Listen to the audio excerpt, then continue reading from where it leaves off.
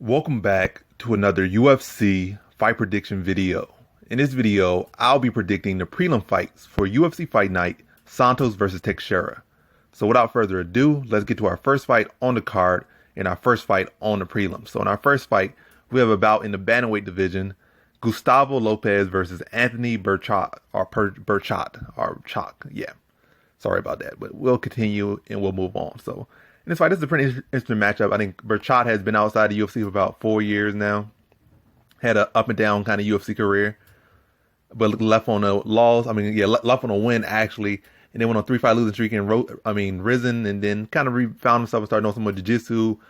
Upgraded to a black belt after some years of working on that at 10th Planet black belt. So definitely fixing some areas and becoming a better fighter. Competition as far as in the UFC, MMA hasn't been looking the best, but he's been staying active, he's been winning, and he's been trying to improve his skill set. Now he's going against Gustavo Lopez, a guy I'm not really high on, but I was impressed by his performance against Divashili, even though it was a typical Divashili performance. I was impressed by his scramble ability. I was impressed by some of his takedown defense against such a good wrestler, and especially coming in on short notice. Yes, he got Divashili just like everybody else, but the way he's able to defend some takedowns, was able to scramble and not really ever just look like he was just outmatched and outgunned in that fight, even though later on it started getting, Divashili started to wear on him, but still. To come in on short notice and fight such a difficult fighter like Divashili and be able to do what he did, or at least hold up as much as he did, impressed me. But going against Birchak, you're not going against a guy that's going to be really trying to wrestle and grapple you, even though he will probably try to mix that in, given the fact that he got that black belt. He probably can see that as a path to victory. But it's not going to be like in the sense where it's going to be Divashili trying to take you down nonstop from the first minute or the first second to the last second. You got a guy that's probably going to strike with you. And that's what I'm really going to see. So, his grappling defense looked well and all that. I think it's going to be more for a striking matchup. And Gustavo Lopez is giving up a lot of height and a decent bit of reach and a good bit of height. So he's giving up 3 inches of height and 2 inches of reach. Birchak has a pretty good output. I think he's a more technical striker. And also, he can put up volume as well. I feel like Lopez is an active fighter, but Birchak is an active fighter as well. He'll be more technical. He'll be taller. He'll have the reach. And I think he'll have a slight grappling advantage as well. And also, he'll have an experience advantage as well. So he'll have pretty much all of the advantages in this one. Lopez is 3 years younger, and I think that's the only advantage he has. It may be a little bit better at scrambling, but I don't really see this really being a heavy wrestling match between these two. So what I see is Birchak being a veteran, using his height and using his reach, putting up volume, throwing teeps out there to keep the shorter Lopez at bay, sticking a jab, firing straight. Then he try to find opportunities to mix in takedowns or clinches, or maybe try to get a guillotine or get a choke on Lopez, the shorter Lopez, when he tries to come in, or try to snap down, just try to get a choke on the shorter fighter when they're trying to come in with these overhands. But other than that, I see Birchak being technical, maintaining his reach, maintaining his distance. And when Lopez tries to enter on this side, I see him trying to get that front headlock on him. And then maybe try and, snap him down and work on some jiu-jitsu, if that's the case. But for the most part, he wants to keep this fight at bay and use his reach and use his distance, put up volume. But I see this as a competitive, exciting decision fight. But I think Birchak will, threaten with submission when Lopez comes in, try to enter and close that range. But for the most part, he's going to want to be on the outside. And I think he's able to follow his game plan and get a decision. So in this fight, I have Anthony Birchak via decision. Now to our next fight, we have in the welterweight division, Max Griffin versus Brahimaj. So this is a good matchup right here. And Max Griffin, I think, still is the favorite at this given moment, but already off the bat, I'm leaning to Brahimaj. So looking at Max Griffin, his record's up and down. He had some fights that he could have won and should have won, but he just didn't win. You could say the Thiago Alves fight should have went to him, but he definitely let off the gas in the second round. He let off the gas a little bit in that second round, definitely off in that third round. And he gave Thiago Alves that avenue to get a victory in that one. Should he have won that fight? Yes. But there's a clear case for Thiago Alves to win that one. And who gave Thiago Alves that avenue? It was Max Griffin. It was not the judges. It was not the ref. It was not the fans.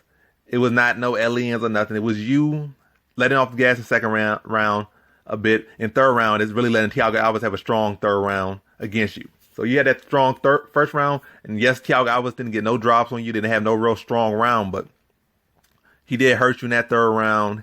He did outland you in that third round. Second round was close enough. I don't know if he outlanded you or whatnot, but it was very close second round. But third round, you completely just let him have that round and hurt you in that round. So it's no one to blame but you in that one. Curtis Millender, another fight he let let slip up, let slip up from underneath him. A victory slip up from underneath him.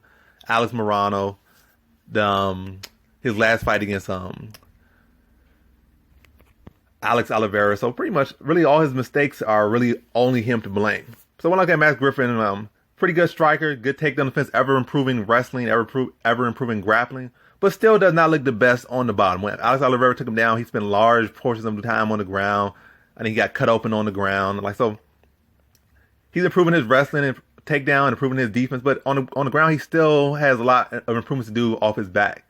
Now he's going against Ramiz Brahimaj, probably the best grappler he has faced in the UFC in his career. Probably, I'm not going to assume. I'm saying probably. In all likelihood, the best grappler he has fought.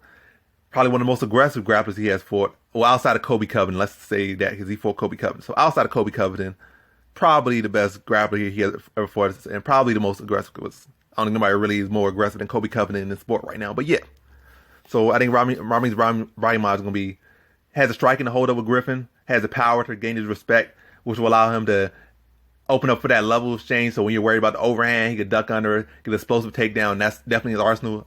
Like, he has that explosive overhand, those explosive takedowns. So get him to worry about the overhand, then mix in takedowns. And I think he'll have good success of carrying him. I don't think it'll be instant success, but I think once he is able to establish control, probably after that first or second takedown, I think he's really going to be in his wheelhouse. I don't think Griffin's going to have much of an answer. I think he'll be able to weigh on Griffin, control large portions around in the clinch or on the ground with that control time. In a very close fight, the judge is going to be looking at that. So, like, that control time, strike totals being close, Ramiz Brahimaj is going to win purely based off control time. The control time in the close striking totals are going to lean to the fighter who has the other edge, and the other edge was Ramiz Brahimaj's grappling and his control time. So, I see his grappling and control time being a big factor in this one. So, in a close fight, it's going to lean to that grappling, and Brahimaj is going to have that. So in this fight, I have Ramiz Brahimaj via decision. Now on to our next fight we have in the featherweight division, Darren Elkins versus Eduardo Garagorri. So look at this fight right here. All props and congratulations to Eduardo Garagorri being the first fighter from his country to win a fight in the UFC. I think the first fighter from his country in the UFC and the first fighter from his country to win a fight in the UFC. So props to him for that big accomplishment. But outside that, I think Eduardo Garagorri is a good fighter, a decent striker, good well-rounded fighter. But as far as his well-roundedness and his good, all this goodness revolving around him, most of it is not like at UFC caliber. It's not really at UFC caliber. Like, he has good striking, but is he one of the better strikers in the division? Definitely not. He's a well-rounded fighter, but is he one of those well-rounded fighters that can take it all the way to the top or take it or stick around? Not really. He's like a fighter I see at this given moment, a fighter that can stick around at the very bottom of the division and, like I said, be around the bottom of the division for a good little minute. But outside of that, I don't really see him a fighter that's going to ascend to the top. Like, he has to make some big improvements. And I think one of the bigger improvements he needs to make is in his wrestling defense, grappling defense. But striking, he's decent. But like I said, definitely not nothing phenomenal in the striking. Definitely not nothing standoutish or nothing great or good, but all right, okay, he has that. But then, like I said, takedown defense, submission defense, grappling, all these areas where he needs to work on it. He's going against Darren Elkins, so I think he can probably outstrike. It was a pure striking matchup. But outside that, I don't think he's going to be able to stop the wrestling of Elkins. Elkins is one of the better wrestlers in this division. He has been ranked in this division multiple times and has been in this division for a long period of time and holding his own. To kind of see this fight, I think it's going to be a filling out process, but Elkins will come out to start being aggressive, take a shot, give a shot, take some damage, as he always tends to take in these fights, as the name implies, Darren to damage Elkins. But nothing too crazy. And also, Garagorri's not a heavy hitter either, so Darren Elkins could definitely take this power. I mean, definitely take his punches and stuff and take whatever he can dish out. But really, it's going to be Darren Elkins. Once he gets on the inside with his strikes, the level changes and gets a hold of him, it's going to be pretty much all she wrote for Garagorri, pretty much. I'm not saying he's going to take him down and submit him instantly, but he's going to take him down, start to weigh on him. And then by the time he goes for that second takedown, he's going to get it even easier. And so really it's going to be a rinse and repeat. Get in the inside, level change, take him down. Get in the inside, level change, take him down.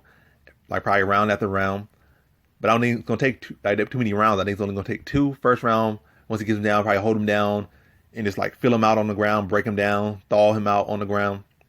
Second round, same rinse, repeat. Get on the inside, level change, take him down, and start to pepper him up, and then tap him out in that second round. So in this fight, I have Darren Elkins via second round submission.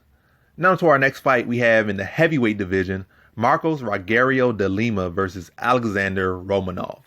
So look at this fight right here. You could say this is like a striker versus grappler matchup, but it's really not the case. These both are what's called rounded out mixed martial artists in a way. They have all the skill sets.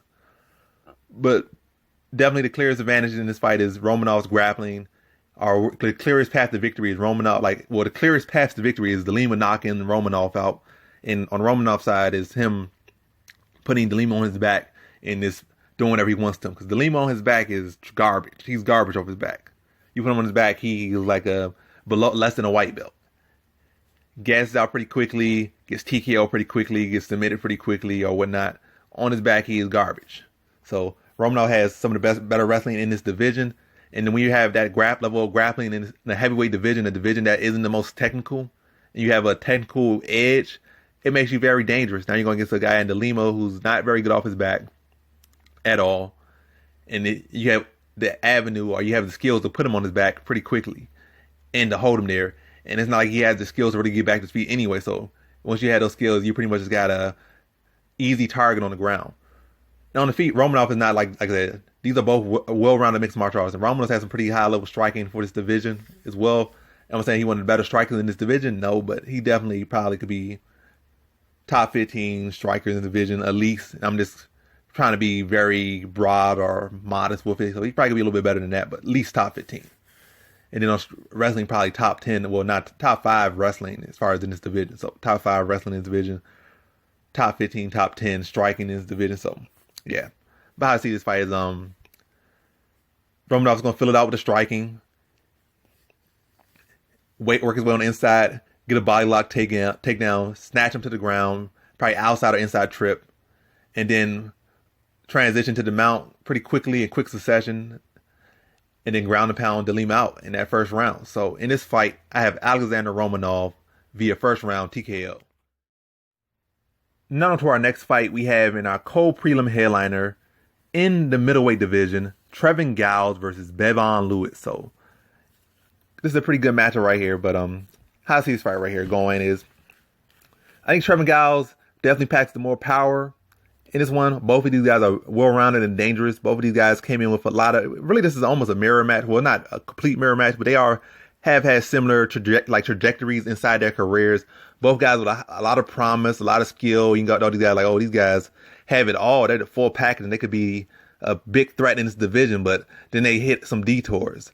Like Giles, I think he got stopped by at least Gerald Machart, and there's at least one other loss. I'm forgetting another guy he lost with that name at the given moment. But yeah, 2 losses in the UFC, but and 2 bad losses in a way. He got stopped.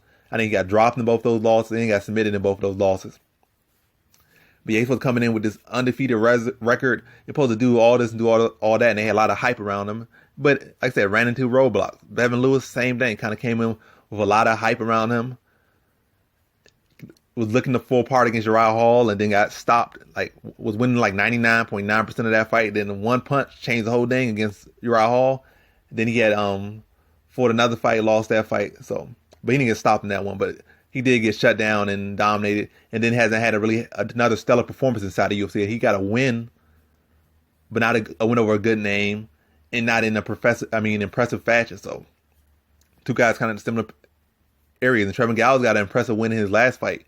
Even though it wasn't a stoppage, and even though it was over a fighter from a lower weight class on short notice, it's still, James Cross is a very solid fighter and a good name to have a win over. He looked good in the fight, in the striking, in the grappling, but his cardio looked questionable. His defense looked questionable. He was able to get a win over a smaller fighter, but a notable fighter. So, but anyway, they both have 2 losses. Giles has 12 wins. Lewis has 7 wins, but both 2 losses.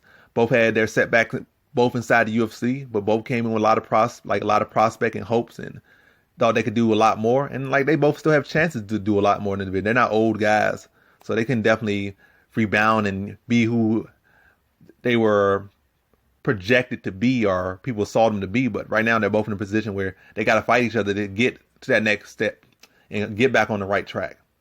And also, I think they both on 1-fight winning streak, so definitely a lot of parallels between the two. But how I see this fight right here, I think both solid, well-rounded fighters. But I think it's really going to come down to the striking and the fight IQ of both fighters. I think that's what's really going to come down in this fight. I think Trevor Giles is the better boxer. He's the heavier hitter. But I think Bevan Lewis is more defensively sound, picks the shot much better, is the more technical striker overall. Like I said, Giles will be the better boxer, but overall, a better striker is Bevan Lewis. I think Trevor Giles will have success early, but Bevan Lewis will be able to roll with the shot, smother him in the clinch, land some elbows in that clinch, knees, and really much weather on Giles and wait for him to start to slow down, tire, and then his defensive holes start to open up more in the fight. And when he starts to go straight back, mouth open, hands down, and I think that's when Bevan Lewis is really gonna start to attack and pick him apart. And I think that happens in the second round. Like early on, Giles might still win that first round in a close competitive round, landing the heavier shots, being the more active fighter. But Bevan Lewis' pressure is gonna start to break him down. The clinch is gonna start to break him down. Knees, the body, the elbows. And then he's going to start to walk him down. His hand's going to drop. Like I said, mouth going to be open. Chin going to come up. And then Bevan Lewis going to go and attack. And just be relentless on him. Be attacking him, push him back, fire that right hand, crack him with his chin, like his hands down, chin up. And really start to tee off on him and put him away in that second round. So in this fight, I have Bevan Lewis via second round TKO. Now to our prelim headliner we have in the featherweight division, Giga Chikadze versus Jamie Simmons. So the funny thing about this guy, I think his real name is James Cross Simmons. I think that's his real full name because I was on his Facebook. So it's funny that he has the same name as like another UFC fighter basically. Like his first name is James, his middle name is Cross Simmons. But yeah, that's about the only thing I can see truly interesting about Jamie Simmons as far as this fight right here. Maybe he could drop down in the lower weight class, maybe 135 or 25 and do some more stuff. But right now I don't see any much hope for him in this fight. So Giga Chikadze versus Jamie Simmons. Let me just say the first big things I see in this fight that's really concerning for Jamie Simmons. Now I'm already leaning the Giga Chikadze is already sounding like. So height-wise, Giga Chikadze is 6 feet. Jamie Simmons is 5'5". So a 5'5", maybe in the past could have been what's called a 155er.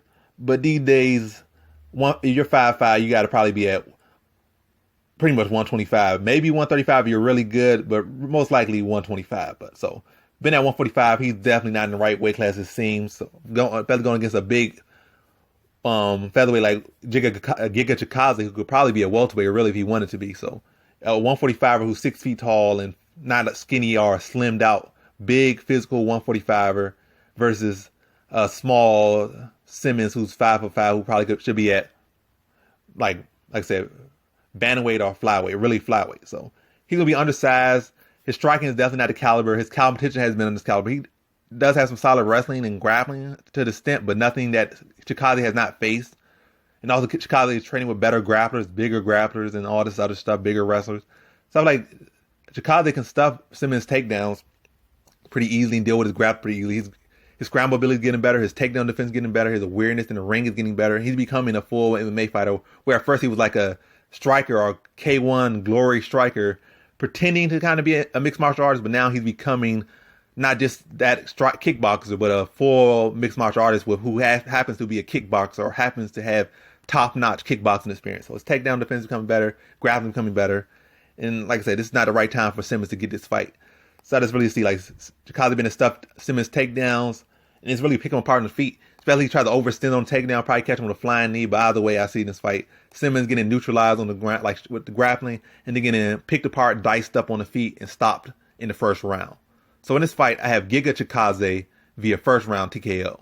And that concludes my fight predictions for the prelims of UFC Fight Night, Santos versus Teixeira.